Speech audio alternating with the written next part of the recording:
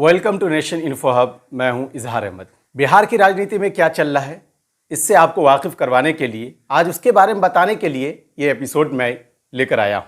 अगर अब तक आपने नेशन इन्फो हब को सब्सक्राइब नहीं किया है तो जल्द से जल्द सब्सक्राइब कर ले। चलिए शुरू करते हैं, बिहार की राजनीति में क्या चल रहा है। दरअसल अभी आपको याद होगा, पिछले कुछ समय पहले महाराष्ट्र की राजनीति में भूचाल मचा हुआ था। वहाँ बीजेपी जो है अपनी सरकार बनाने के लिए उलटफेर करने में लगी हुई थी। सेम यही चीज़ बीजेपी ने बिहार में करने की कोशिश करी, यानी महाराष्ट्र के बाद बिहार की राजनीति में उसने भूचाल मचाने की बहुत कोशिश की। और इसी के तहत उसने अपनी गठबंधन वाली सरकार, यानी जिसके साथ उसकी सरकार बनी हुई थी गठबंधन में, नीतीश के साथ उसको धोखा देने की कोशिश की। तो नीतीश जो बिहार की राजनीति में पिछले 15 साल से लगातार बिहार की राजनीति में बिहार में मुख्यमंत्री है, वो इतने आसानी से कैसे हार मान जाते। नीतीश कुमार ने महाराष्ट्र में जो खेल हुआ, बीजेपी ने जो खेल खेला, उसको बिहार में ना होने दिया और बीजेपी की सोच पे पानी फेर दिया। नीतीश कुमार ने यह फैसला लिया और बिहार के राज्यपाल से मिलकर उसने अपना इस्तीफा सौंप दिया है। ठीक यही खेल जो आज हो रहा है, आज की राजनीति में हो रहा है, ठीक आज से 5 साल पहले सेम यही खेल हुआ बिहार की राजनीति में। यानी उस वक्त जेडीयू आरजेडी की सरकार थी, नीतीश और लालू की सरकार थी। ठीक है, दोनों मिलकर बिहार की राजनीति में हुकूमत कर रहे थे। लेकिन अचानक से उस बीच में बीजेपी की एंट्री होती है और बीजेपी एक नया समीकरण तैयार करती है और उस समीकरण के तहत जो है आरजेडी को इस राजनीति से अलग करके सत्ता में काबिज हो जाती है। यानी जेडीयू नीतीश कुमार के साथ, यानी वो चाचा जो कहा जाता है कि हमेशा उसको कुर्सी का शौक है, उसके साथ सरकार बना लेती है। ठीक यही खेल जो 5 साल पहले बीजेपी ने खेला था, वही खेल आज फिर दोबारा से नीतीश कुमार ने बीजेपी के साथ खेल दिया। और बिहार की राजनीति में यह खबर आ रही है कि अब जो है जेडीयू आरजेडी के साथ मिलकर सरकार बना सकती है।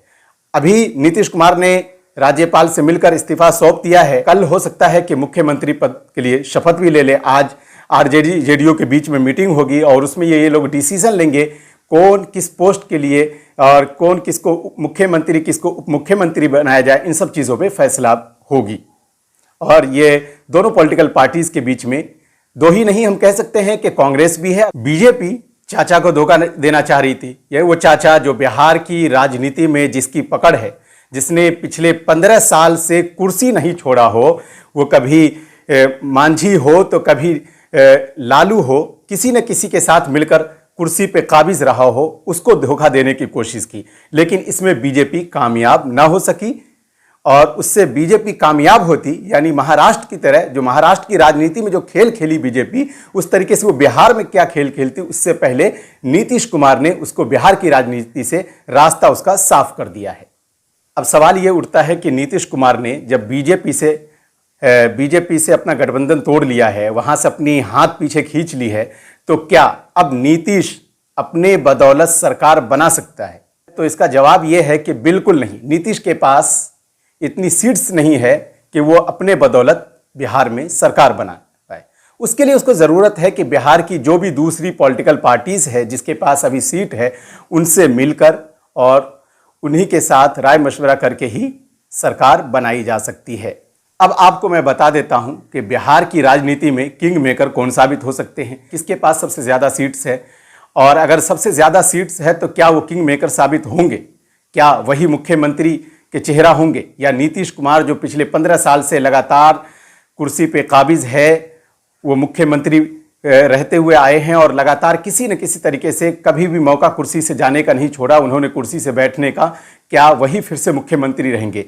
तो देखिए, अगर मैं बात करूं कि बिहार की सबसे बड़ी इस वक्त पॉलिटिकल पार्टीज, जिसके पास सबसे बड़ी पार्टी है वो आरजेडी है, क्योंकि इस वक्त आरजेडी के पास 79 सीट्स है।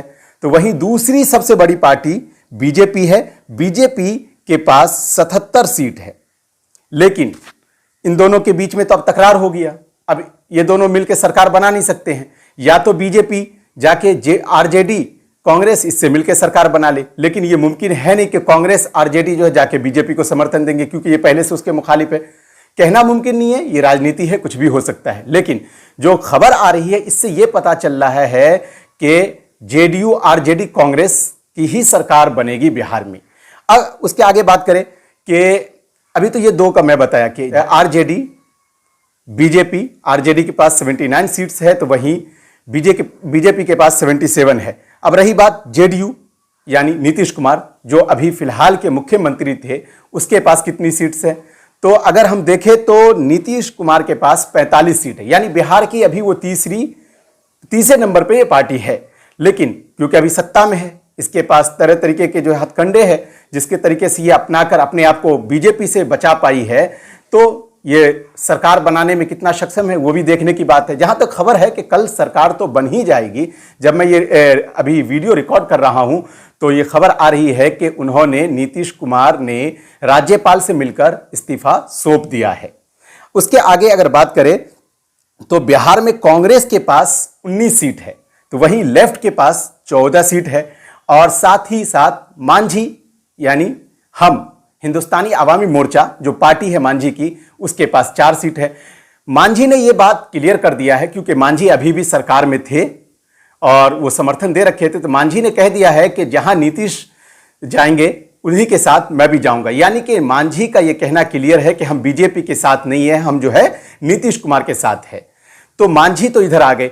रही बात कि बिहार की राजनीति में टोटल 243 सीट्स है और यहां सरकार बनाने के लिए 122 सीट की जरूरत है, और यहीं पे आरजेडी जो बिहार की सबसे बड़ी पार्टी है उसके पास 79 सीट है, और जेडीयू के पास 45 सीट है, कांग्रेस के पास 19 सीट है। अगर टोटल हम इन चीजों को देखें तो हमें इससे यह पता चलता है कि 153 सीट्स तो ऐसे हो गई, ये लोग मिलकर भी सरकार बना सकते हैं। लेकिन हो सकता है कि जब मांझी ने पहले ही ये ऐलान कर दिया है तो मांझी भी इस गठबंधन में, महागठबंधन होगी ये, यानी पहले भी महागठबंधन की सरकार थी, इस महागठबंधन में मांझी भी होंगे, ठीक है, नीतीश कुमार, आरजेडी और निर्दलीय एक है। और आपको मैं बताता चलूं एआईएमआईएम जिसके 5 जो है एमएलए थे, लेकिन कुछ समय पहले ही यह खबर आई थी कि 4 विधायक उसके जो है आरजेडी में जाके मिल गए, यानी आरजेडी को उन्होंने अपना समर्थन दे दिया।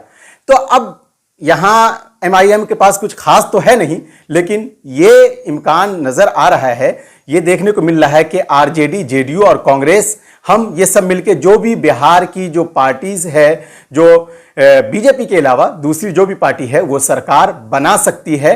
और कल ये ऐलान हो जाएगा, कल ये पता चल जाएगा, क्योंकि वैसे कांग्रेस से जो है शकील अहमद ने ये ऐलान कर दिया है, उन्होंने ये साफ साफ कह दिया है कि बिहार में और अगले मुख्यमंत्री भी नीतीश कुमार ही होंगे, उन्होंने ये ऐलान कर दिया है। मांझी का ऑलरेडी समर्थन है। अब रही बात कि इन लोगों के बीच में, आरजेडी और जेडीयू के बीच में, दोनों के बीच में फैसला होगा, क्योंकि आरजेडी जब सबसे बड़ी पार्टी है तो वो हो सकता है कुछ अपने टर्म कंडीशन भी सामने रखे, उसकी बुनियाद पे ये चीजें फैसला होने के बाद बिहार में कल एक बार फिर से मुख्यमंत्री पद का शपथ लिया जाएगा। और वह अगला मुख्यमंत्री कौन होगा, बिहार में तेजस्वी यादव होंगे या नीतीश कुमार होंगे, ये देखने वाली बात है। बिहार में जब मांझी ने अपना समर्थन देने का पहले ही जब ऐलान कर दिया है तो खबर आ रही है कि लेफ्ट ने भी ये कह दिया है कि उसका समर्थन बिहार की अगली सरकार जो नीतीश की होने वाली है उसमें उसका भी समर्थन रहेगा। देखने की बात यह है कि बिहार के अगले मुख्यमंत्री कौन होंगे, तेजस्वी या नीतीश कुमार, क्योंकि मैं ऑलरेडी आपको पहले ही बता चुका हूं वीडियो में कि शकील अहमद ने तो ऑलरेडी कह दिया है कि बिहार के अगले मुख्यमंत्री नीतीश कुमार ही होंगे। बिहार में जब कल शपथ ग्रहण होगा और उसके बाद वहां चेहरे क्लियर हो जाएंगे, कौन बिहार के मुख्यमंत्री, कौन उप मुख्यमंत्री है, कौन खाद्य मंत्री है, कौन ऊर्जा मंत्री है, जब इन सब चीज़ों का ऐलान होगा तो मैं कोशिश करूंगा आप तक इन्फॉर्मेशन पहुंचाने की। आज की वीडियो में बस इतना ही। अगर मेरी वीडियो आपको इन्फॉर्मेटिव लगी हो तो मेरे चैनल नेशन इन्फो हब को सब्सक्राइब करना ना भूले, वीडियो को लाइक करें, कमेंट करें और इस वीडियो को अपने फैमिली मेंबर के साथ शेयर करना ना भूले। Thank you team NIH।